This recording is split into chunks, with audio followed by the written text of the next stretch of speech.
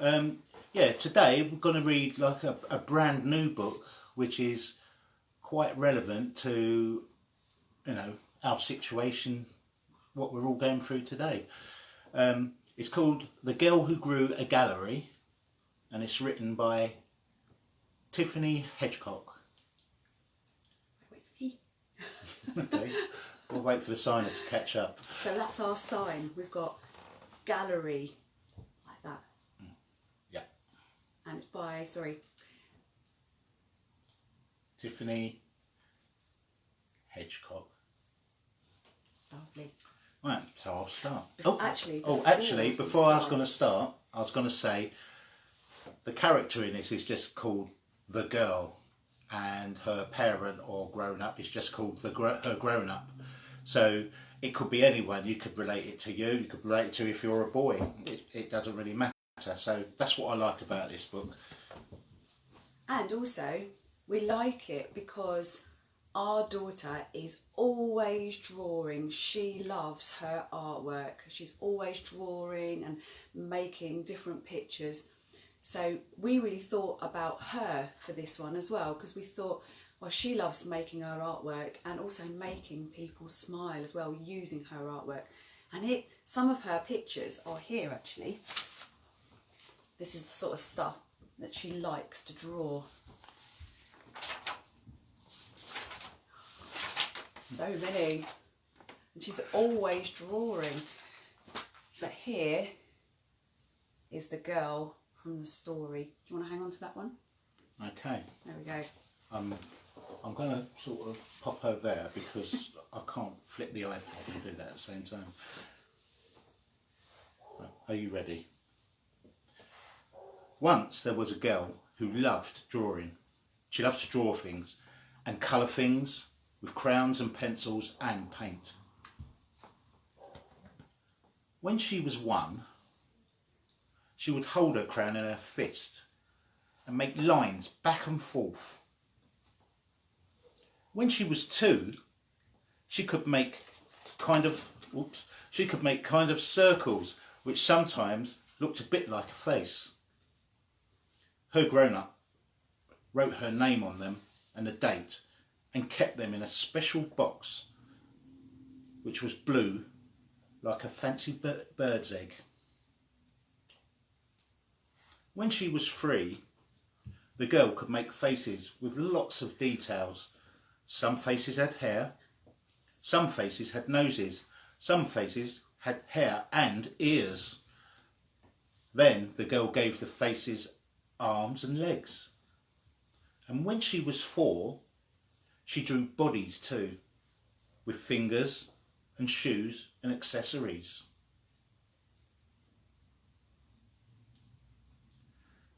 By the time she was 5, there were drawings at home on the door of the fridge, and drawings in her bedroom, and drawings in her nana's house, and drawings at school. There were so many drawings, the girl and her grown-up didn't know where to put them. When winter came, the girl and her grown-up and her nana all took the train to London and visited a famous art gallery. The door was tall and the floor was shiny, which made the girl's shoes squeak when she walked. The gallery had paintings on every wall.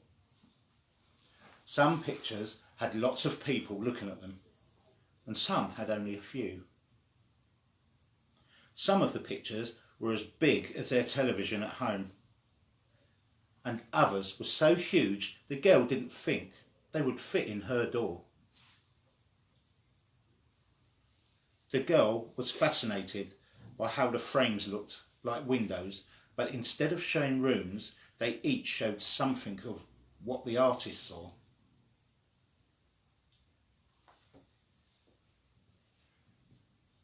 When they got home, the girl's grown-up made a sign and a badge. The badge said, Art Curator, and the sign said, My Art Gallery. Or My Gallery, not Art Gallery, My Gallery. and they hung the sign on their front door and pinned the badge on the girl's jumper. An art curator, the girl's grown-up explained, looks after all the pictures in the gallery. An art curator decides when to get new art and drawings and decides which ones to show and which ones to pack away. Oh, page is stuck. The girl looked around at all the drawings and paintings. Now she was an art curator, she felt a big responsibility to make sure all the drawings were in just the right places. The girl and her grown-up went to the library and borrowed books about other famous art galleries, just to see how they displayed their art. The girl decided that she would put her very best, very favourite drawings on the kitchen door and call it the permanent exhibition. Any unusual drawings will go in the fridge door and be called a special exhibition. The girl also made a spot on the fridge door for the drawing of the week. Every Friday when the girl visited her nana, she made sure she brought a new drawing to hang on the fridge door in her nana's house.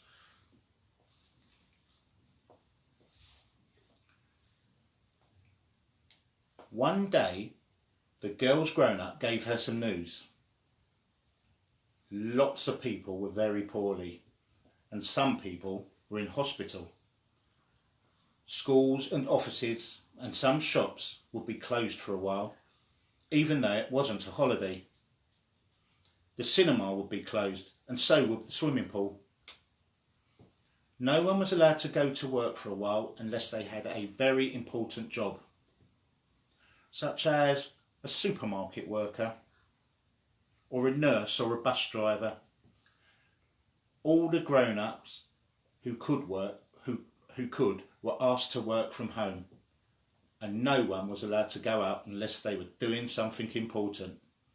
For example, walking their dog, buying food from the supermarket, or having some exercise. If everyone stayed home, the sickness would be gone sooner.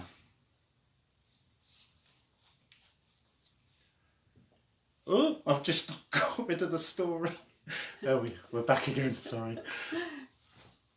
Every day, the girl would get messages on the laptop from her teacher, and her grown-up would get messages on the laptop from work, and they would work side by side at the dining table. They would do their work, and then they would have lunch. If the girl finished first, she would make more drawings for a gallery or play with her toys. After lunch, the girl and her grown-up would talk to Nana on the laptop, because they weren't allowed to visit her at the moment. On Friday, when the girl was making a picture for Nana, she said,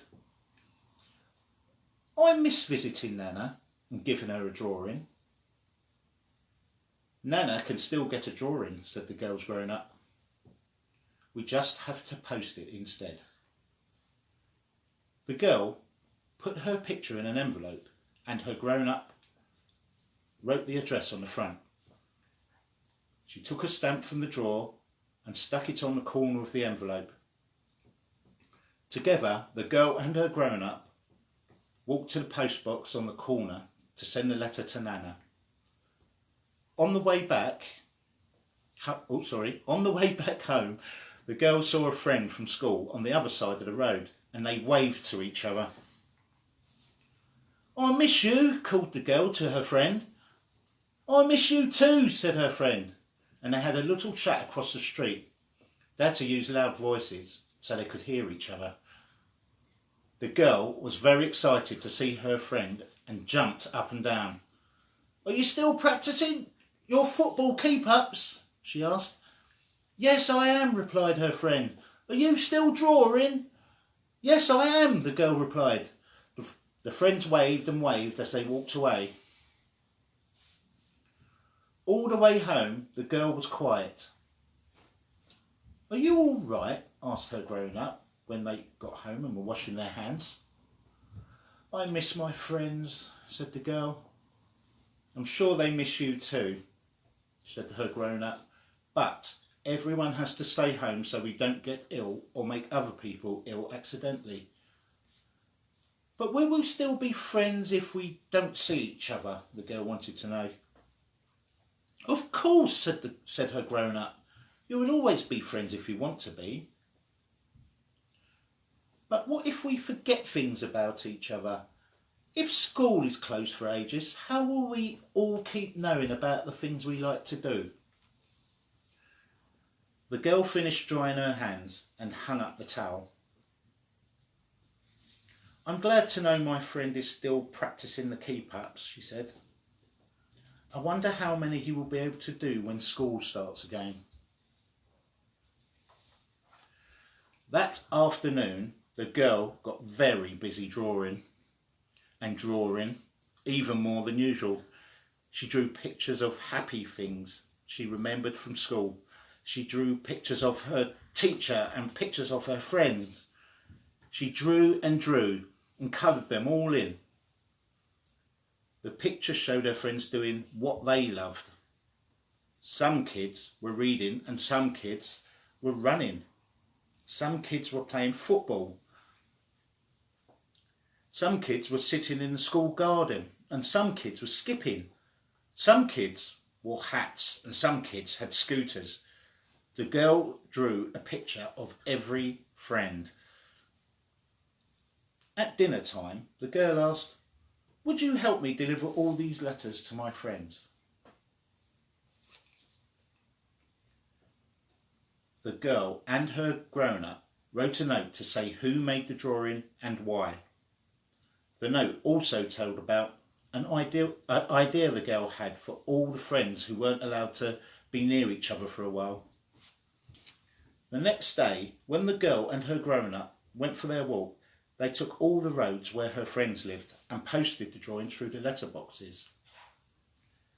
At home, the girl moved all her best drawings and some new ones to the windows at the front of her house.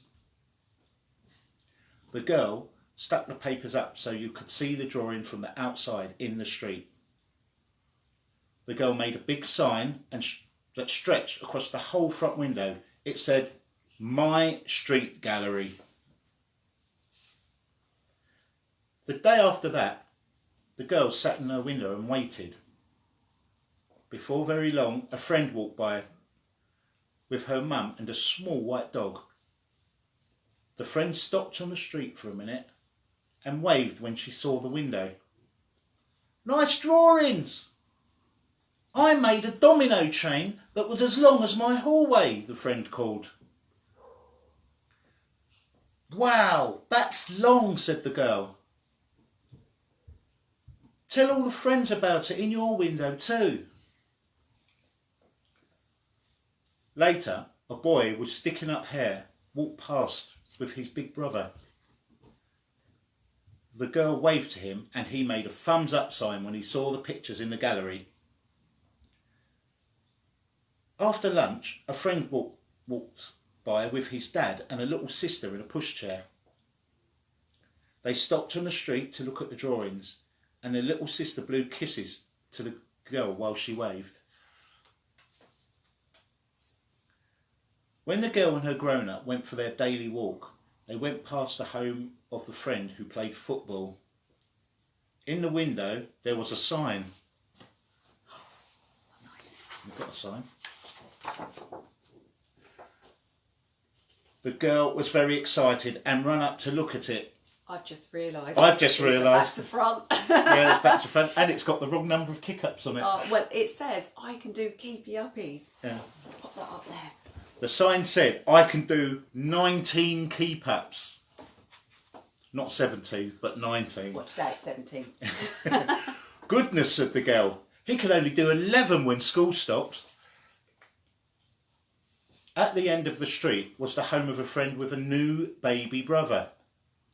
In the window was a drawing of a bald baby smiling.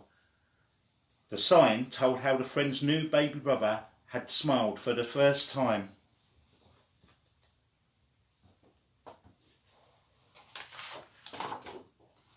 My baby brother did his first smile. In the next street was the home of a friend who liked reading, and he was sat in the window next to a sign too. The sign had a picture of the book with its name and 5 big yellow stars. "Good story," called the girl. "Oh yes," called back the friend. "The best so far. You should read it." This one, the girl who grew a gallery. Let's put that one up there. In all the homes of all the friends, there were drawings of what the friends were doing in their homes and when they weren't doing their schoolwork. One friend could do 71 skips. One friend was growing cress in a dish on the windowsill. One friend was learning to juggle. One friend could hold his breath for 23 seconds. Maybe we should put some of our daughter's artwork up there as well. Yeah, Let's add go a few for it. more. And some of yours. So None of mine's here. they're none of yours. No, Oh, none okay. of those are mine. I'll go up there. Decorate the place up a little bit. And yeah, you've got that one. Yeah. Put some of these up. Keep our gallery going. Keep the gallery going.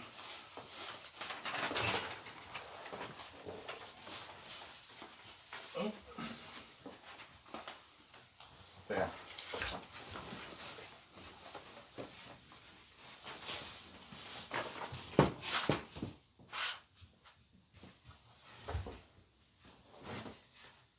One friend wrote a joke in the window and even grown-ups laughed.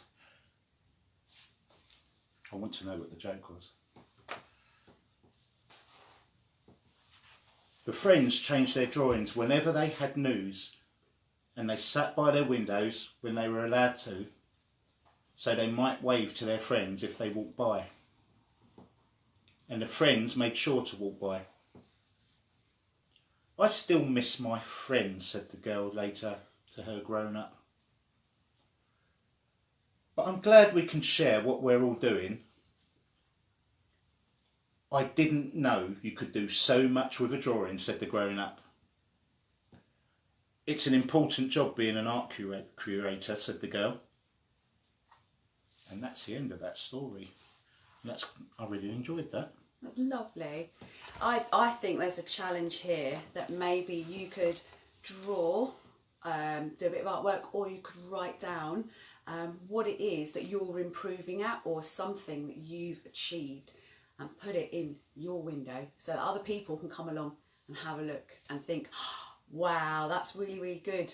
And I know that writing and artwork just make people so happy when they receive the letters, because I know that our daughter's grandma and Babu and her other nan have all been writing letters to her, and she receives them, and that makes her so happy. So maybe you could write a letter to a different person and make them happy. That would be lovely. Well, or for your neighbours. Yeah, for your neighbours. Oh yeah, the people that live next door to you, especially if they're maybe a little bit lonely. That'd be lovely. Well, so a big thank you to Tiffany for her story and for sharing this. And we hope that you who are watching this can share this with the children and the friends and the people that you know. And Tiffany's just watching. Keep reading this book. And yes, hello Tiffany. Hello, Tiffany. Thank you for watching. But thank you very much, and we'll see you next week. Bye.